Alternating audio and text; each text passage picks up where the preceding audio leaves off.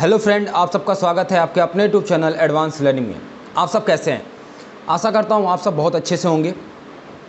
एक और हमारे लिए बुरी खबर है, खास करके जो सरकारी नौकरी की तैयारी कर रहे हैं उसके लिए कह दें एक तानाशाही फरमान जारी किया उत्तर प्रदेश सरकार ने।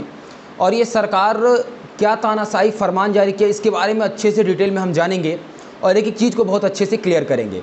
आज पेपर में एक न्यूज़ निकला और ये न्यूज़ ये था कि उत्तर प्रदेश सरकार ख और ग समूह की जितनी भी भर्तियां हैं, सरकारी नौकरी है, उन सभी नौकरियों पर वह 5 साल की संविदा पर रखेगी। इसके मध्य जो सरकारी नौकरी में जो अस्थायी तौर पे होते हैं, जो उनको भत्ते देते हैं, वो भत्ते भी इन्हें नहीं दिया जाएगा।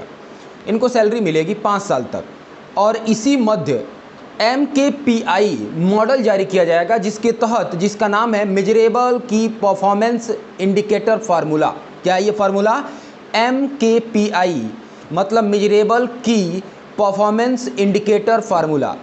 ये लागू किया जाएगा और लागू करने का मतलब ये है कि साल में 2 बार 6-6 महीने पर जो कर्मचारी चुन करके आए हैं, जो सरकारी जॉब पाए हैं, उनके परफॉर्मेंस की जांच होगी। और जांच करने के बाद उसका रिपोर्ट साल भर बाद पेश किया जाएगा, जिसमें आपका टोटल दोनों छमाही का जोड़ करके 60% उनका परफॉर्मेंस होना चाहिए, अदरवाइज उन्हें जॉब से निकाल दिया जाएगा। और जब आप जॉब ज्वाइन करोगे तो जॉब ज्वाइन करने के साथ ही आपका इसका एक फॉर्म फिल करवा लिया जाएगा और 5 साल तक ये प्रोसेस चलेगा। 5 साल बाद यदि आप इनके हिसाब से सही फिट आए तो आपको 5 साल के बाद आपको अस्थायी तौर पे कर दिया जाएगा। चलिए, एक तो ठीक है, ये मान लिया मैंने। सेकंड केस, और आजकल एक नया हमारा चल रहा है कि 50 साल के बाद जितने लोग हैं उनको रिटायर कर दिया जा रहा है ज़बरदस्ती। सोचिए, एक युवा तैयारी कर रहा है, उसकी ये लगभग हमको मिनिमम आज एवरेज एज चल रही है 25 साल, मिनिमम 25 से 26 साल में जॉब लग रही है। 25-26 साल जॉब किया, 5 साल मतलब 30 साल, 30 साल मतलब 20 साल, 30 साल तक तो ऐसे निकल गया उसका।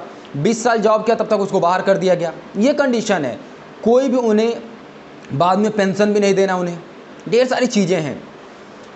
अब चूंकि इसके बारे में थोड़ा सा डिटेल समझा दूं, ये आप लोग के लिए ऐसा लग रहा होगा कि सर ये बिल्कुल नया है, तो ऐसा पहले भी होता था, लेकिन समझिएगा थोड़ा सा इसमें अंतर क्या हुआ है। पहले एक प्रोबेशन पीरियड होता था, कुछ डिपार्टमेंट के 2 साल का, कुछ डिपार्टमेंट का 3 साल का। उसमें भी आपको अस्थायी तौर पर नहीं रखा जाता था, लेकिन सारे भत्ते आपको दिए जाते थे, पेमेंट पूरा दिया जाता था। लेकिन जैसे ही आप 2 साल या 3 साल का प्रोबेशन पीरियड कंप्लीट करते थे तो आपको अस्थायी तौर पे कर दिया जाता था। जब आप ज्वाइन करते हैं तो प्रोबेशन पीरियड वाला एक फॉर्म भरवाया जाता है और उसके बाद ये सारी प्रक्रियाएं की जाती हैं। अस्थायी तब भी नहीं होते हो आप, जब 3 साल प्रोबेशन पीरियड कंप्लीट करते हो तब आप अस्थायी जाते हो। लेकिन इसके पीरियड को इन्होंने बढ़ा करके 5 साल कर दिया, फिक्स कर दिया कि 5 साल होना चाहिए। लेकिन ये बिल्कुल गलत है, युवाओं के साथ एक अन्याय है। और सबसे इम्पॉर्टेंट चीज़ कि कुछ लोग ये समझ रहे होंगे कि जो आने वाली वैकेंसी उनके लिए है, तो आप दिमाग से गलतफहमी निकाल दीजिए।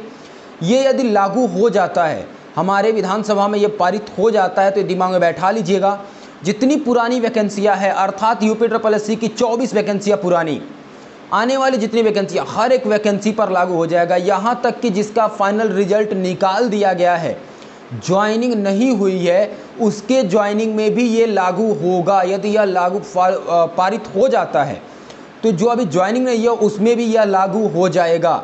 मतलब ये संविदा वाला फार्मूला वहाँ पर भी लागू हो जाएगा। इसलिए इसका विरोध पुरजोर से करना चाहिए, क्योंकि केवल सरकारी नौकरी की तैयारी करने वाले युवाओं के साथ ही ऐसा क्यों? भाई, आप यदि ऐसा परफॉर्मेंस देखना है तो आप देखो ना अपने नेताओं का। यार, साले चुनकर आते हैं, साला 5 साल लूटते हैं और 5 साल लूट कर इकट्ठा करते हैं। 6ठे साल चुनाव होता है, फिर पैसा खर्चा करते हैं, दारू मीट पे खर्चा करेंगे, लोगों को खरीदेंगे और वो रोड करेंगे, और अंततः हमारा झेलेगा कौन? एक आम आदमी। कब तक भाई, कब तक हम सहें, कब तक बर्दाश्त करेंगे तुम्हारी ये अत्याचार, जो तानाशाही अपना रहे हो? भैया, योगी जी आपके बाल बच्चे नहीं हैं, लेकिन हम इंसान वैसे नहीं है। हमारे मम्मी पापा हैं, हमारे भी शादियों के बाल बच्चे होंगे। आपकी तरह हम ब्रह्मचारी नहीं हैं। और आप जो कर रहे हो, आपके जब कोई आपका अपना खुद का बेटा होता या बेटी होती, तब आपको ये फील होता है कि जो 25 साल तैयारी करता है, 5 साल प्रोबेशन पीरियड में गलती से आप उससे बाहर कर देते हैं, तो उसके ऊपर क्या बीतेगी।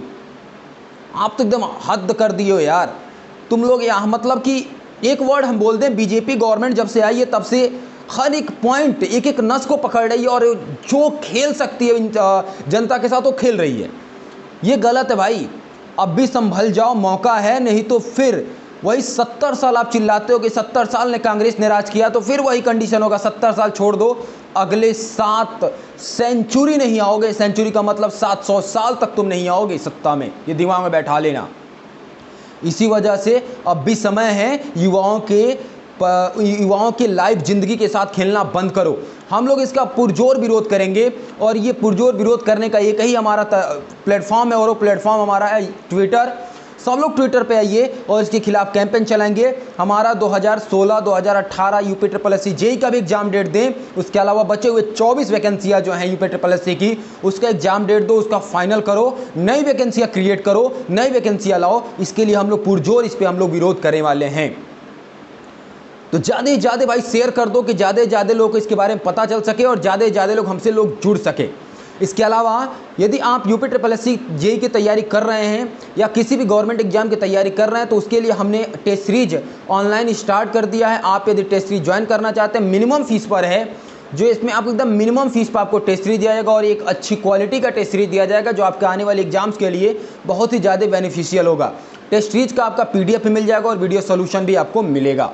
तो अभी के लिए इतना ही है। थैंक यू क्लास, जय हिंद।